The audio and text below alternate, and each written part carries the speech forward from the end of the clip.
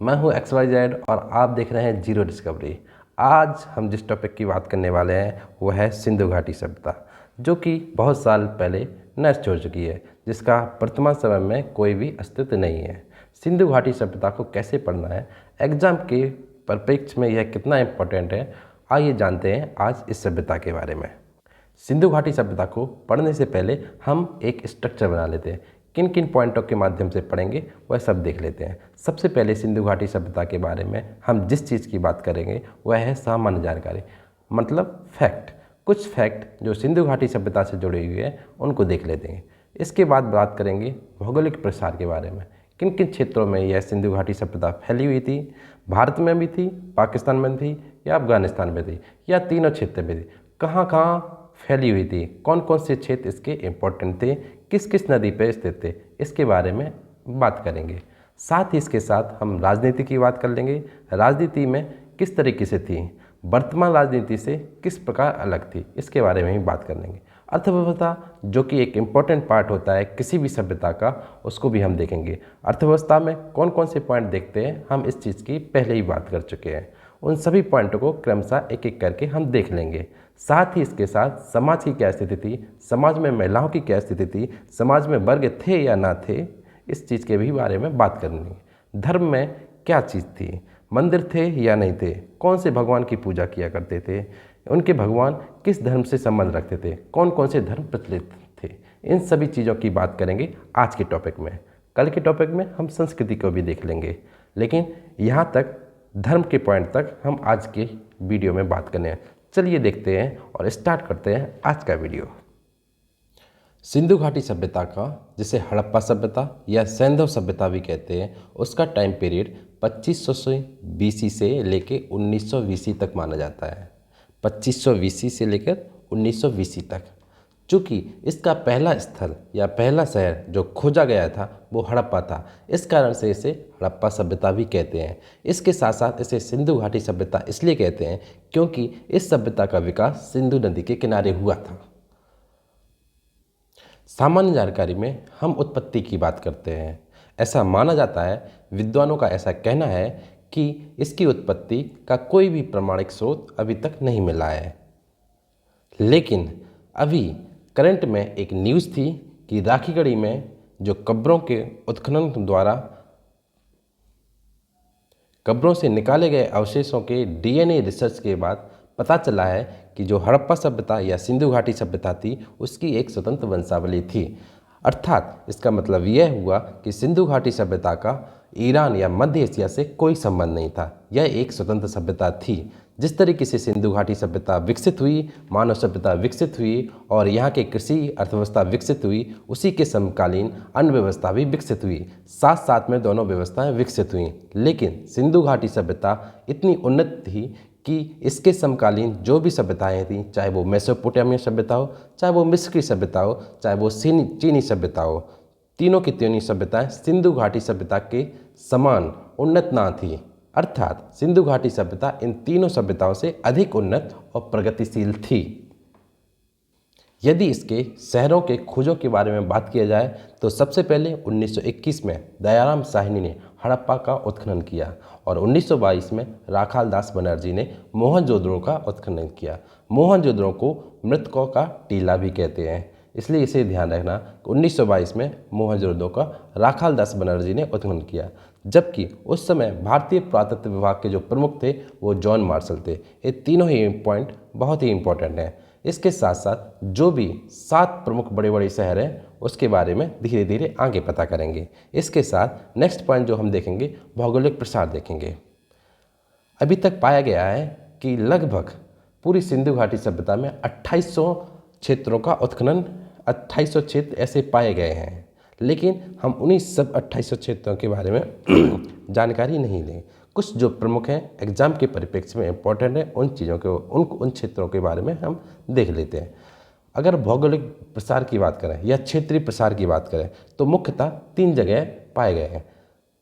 एक अफगानिस्तान, दूसरा पाकिस्तान, तीसरा हिंदुस्तान।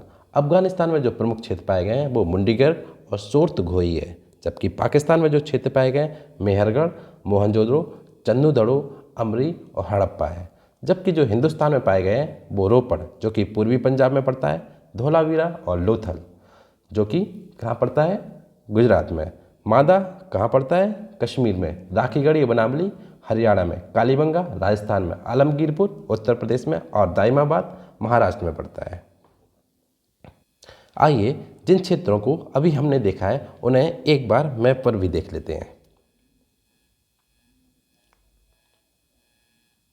मैप पर दिए गए सभी क्षेत्रों को बारीकी से देख लें। जो क्षेत्र जिस नदी के किनारे है उसे अच्छे से कंठस्थ कर लें। एग्जाम में ये इम्पोर्टेंट है, ध्यान रखें किस क्षेत्र को किस नदी के पास पाया गया है, ये जरूर एग्जाम में पूछा जाएगा और कई बार पूछा भी जा चुका है। जब हम इसके बारे में पुराने क्वेश्चन पेपर के बारे में बात करेंगे तो साथ में इस चीज़ को भी देख लेंगे कि कौन कौन से क्षेत्र नदी के किनारे स्थित थे, किस चीज़ के बारे में, किस क्षेत्र के बारे में पूछा गया है। लेकिन ये चीज़ इंपॉर्टेंट है, आप इसे नज़रअंदाज बिल्कुल भी ना करें। इस समय जो आपके सामने चित्र है ये हड़प्पा सभ्यता का महान स्नानागार का एक चित्र है। इसके साथ साथ हम ये भी पता करने की कोशिश करें कि हड़प्पा सभ्यता उत्तर तक कहाँ फैला हुआ, दक्षिण तक उसकी सीमा कहाँ तक फैलाई, मतलब चारों दिशाओं में कहाँ कहाँ तक इसकी सीमा फैलाई थी। तो सबसे पहले हम देखते हैं मादा। मादा कश्मीर पर स्थित है, उत्तरी सीमा मादा तक फैली हुई थी, जबकि पूरब में आलमगीरपुर तक इसकी सीमा फैली हुई थी। यदि हम पश्चिम की बात करें तो सुतकांगेडोर तक इसकी सीमा थी। यदि हम दक्षिण की बात करें तो महाराष्ट्र के दाइमाबाद तक इसकी सीमा फैली हुई थी। इसका क्षेत्रफल यदि हम आकार में देखें तो इसका क्षेत्रफल त्रिभुजाकार था और इसके क्षेत्रफल की जो 12,99,600 वर्ग किलोमीटर थी। यदि हम मुख्य शहरों की बात करें तो 7 बड़े मुख्य शहर पाए गए हैं। हड़प्पा सबसे पहला पाया गया हड़प्पा जो कि रावी नदी के तट पर है, मोहनजोदड़ो और चंदूदड़ो जो कि सिंधु नदी के तट पर है, जबकि लोथल भोगबा नदी के तट पर है, कालीबंगा घग्गर नदी के तट पर है और वनावली रंगोई नदी के तट पर स्थित है, जबकि सुतकांगेडोर दास्क नदी पर स्थित है। यदि हम क्षेत्रफल के बारे में बात करें कि किस शहर का क्षेत्रफल सबसे बड़ा था तो हम बात करते हैं राखीगढ़ी की। राखीगढ़ी का क्षेत्रफल इन सभी क्षेत्रों से सबसे अधिक बड़ा था, जबकि मोहनजोदड़ो दूसरे नंबर पर और हड़प्पा तीसरे नंबर पर था।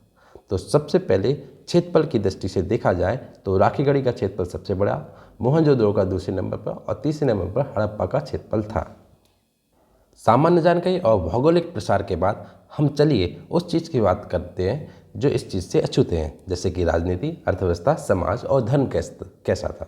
तो सबसे पहले हम बात करते हैं राजनीति की। जबकि सिंधु घाटी सभ्यता एक उच्च व्यवस्था थी, एक उच्चीकृत नगरीकृत व्यवस्था थी, तो इससे अनुमान लगाया जा सकता है कि यहाँ की राजनीति भी उच्च कोटि की ही होगी। तो इसकी राजनीति जो थी वो केंद्रीय प्रशासन के आधार पर चलती थी। साथ में केंद्रीय प्रशासन के आधार पर चलती थी, साथ में अगर व्यवस्था जो नगरों में अच्छी पाई गई है तो ऐसा माना जाता है कि जो वर्तमान समय में नगर पालिकाएँ चलती हैं उसी तरीके की कोई व्यवस्था होगी, तभी ही इस तरीके की या इस स्तर के नगर नियोजन पाए जा सकते हैं। अब बात करते हैं अर्थव्यवस्था की। सबसे पहले अर्थव्यवस्था में बात करते हैं कृषि की। तो कृषि में अधिशेष उत्पादन होता था। इसका मतलब यह है कि उत्पादन इतना अधिक होता था कि खुद यूज करने के पश्चात, प्रयोग करने के पश्चात अन्न को बचा लिया जाता था। आपातकालीन स्थिति में या फिर व्यापार या व्यवसाय करने के उद्देश्य से उसे बड़े बड़े स्टोर में इकट्ठा किया जाता था, जिसे अन्नागार कहते थे। यह सबसे बड़ा प्रतीक है किसी भी शहर का उत्थान इस बात पर आधारित होता है कि अधिशेष कितना अधिक हो रहा है। पाषाण काल में, जबकि हमने देखा है नवपाषाण काल में अधिशेष नहीं होता था, उतना ही उत्पादन होता था जितना उन्हें आवश्यक था। चूँकि अधिशेष हो रहा है इसलिए आदमी का दिमाग अधिक चलता है, उस अधिशेष का कहाँ यूज किया जाए, तो व्यापार होता है। व्यापार के बाद और पैसा इकट्ठा होता है, तो कई चीज़ें विकसित होती हैं। इसके जो साक्ष्य पाए गए कालीबंगा में पाए हैं, जो कि जुते हुए खेत के साक्ष्य पाए गए हैं। साथ ही लोथल में चावल के साक्ष्य और कपास के साक्ष्य पाए गए हैं। इसलिए लोथल को हमने मैनचेस्टर कहा गया है। जहाँ कपड़े का उत्पादन होता है उसे मैनचेस्टर कहते हैं। लंदन में एक मैनचेस्टर शहर है जहाँ पर कपड़े का उत्पादन होता है। इसलिए जहाँ जहाँ जिस जिस देशों में जिस शहर में कपड़े का अधिक उत्पादन होता है, अच्छी मात्रा में होता है, तो ऐसा माना जाता है कि उस देश का मैनचेस्टर वह शहर है। इसी तरीके से, इसी अनुमान के आधार पर, इसी लॉजिक के आधार पर हड़प्पा सभ्यता में मैनचेस्टर हमने लोथल को कहा है। पहले ही बता चुके हैं कि अन्नागार मोहनजोदड़ो और हड़प्पा में पाए गए हैं, जो कि अधिशेष उत्पादन को इकट्ठा करने के लिए यूज किए जाते थे। अन्नागार का यूज या तो व्यवसाय करने के लिए उद्देश्य से किया जाता था या फिर आपातकालीन में व्यवस्था करने हेतु किया जाता था। अब बात करते हैं सिंचाई की। चूँकि हड़प्पाकालीन सभ्यता में कोई विकसित तंत्र नहीं था, अधिकतर सिंचाई प्रकृति पर निर्भर हुआ करती थी। लेकिन यदि हम बात करें धौलावीरा की, जो कि गुजरात के कच्छ के रण में है, एक विकसित जल प्रबंधन पाया गया है।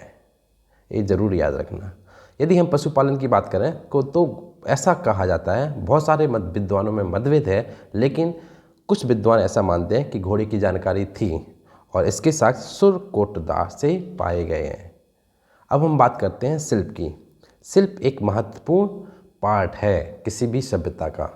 जिस तरीके से कृषि किसी सभ्यता का महत्वपूर्ण पार्ट होता है अर्थव्यवस्था के दृष्टिकोण से, उसी तरीके से शिल्प भी है। शिल्प की बात करें तो यहाँ ईंट निर्माण की व्यवस्थित तंत्र पाया गया है। जो ईंटों का निर्माण हुआ करता था, ना कोई ईंट छोटी होती थी ना कोई बड़ी होती थी।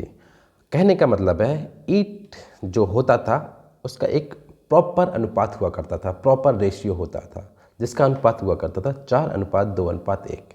हाथी दांत का भी शिल्प हुआ करते थे, जिसका यूज या तो मोहरों के लिए किया जाता था या श्रृंगार के साधनों के लिए, जबकि धातुओं का यूज भी किया जाता था। मतलब सिंधु घाटी की सभ्यता के लोग धातु से परिचित थे, तांबा भी जानते थे,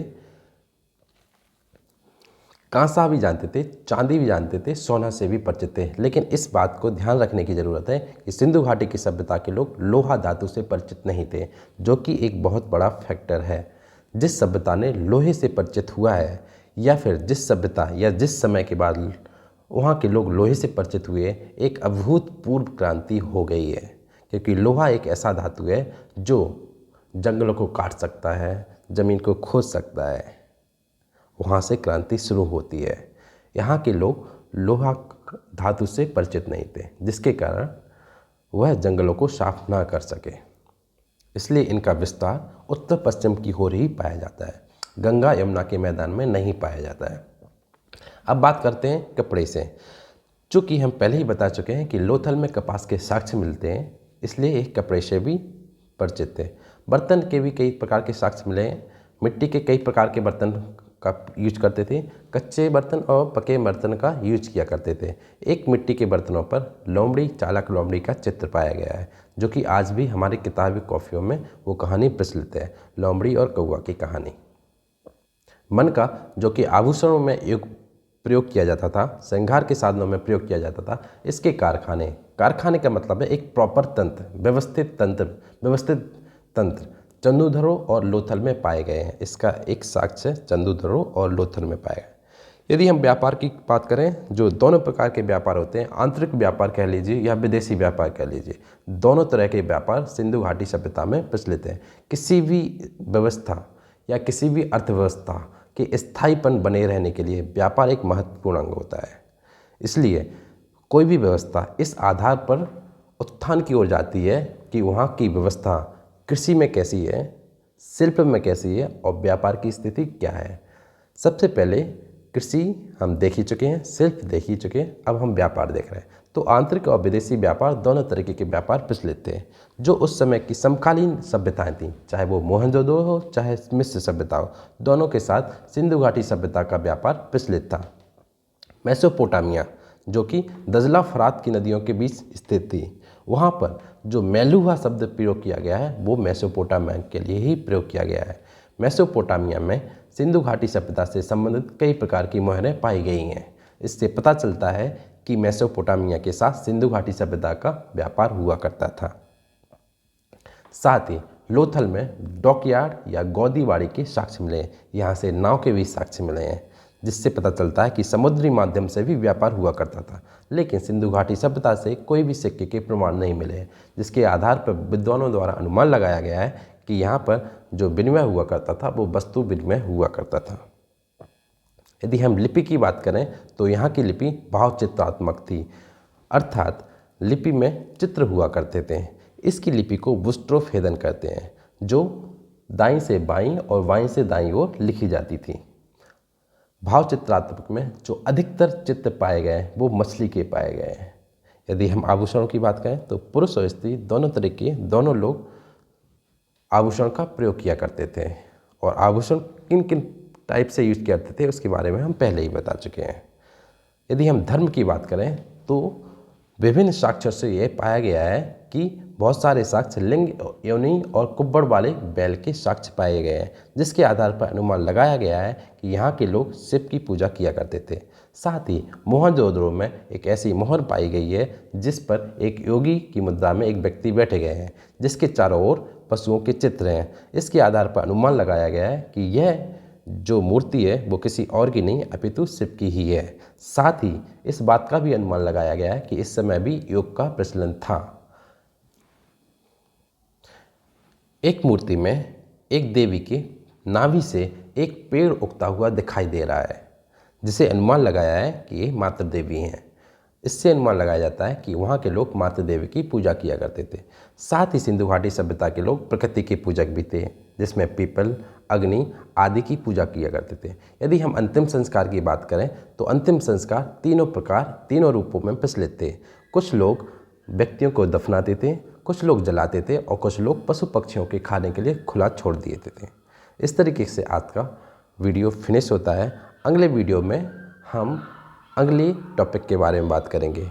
इसी टॉपिक का एक पार्ट रह गया है संस्कृति, जिस टॉपिक के बारे में हम अगले वीडियो में बात करेंगे। आज का वीडियो यहीं समाप्त करते हैं।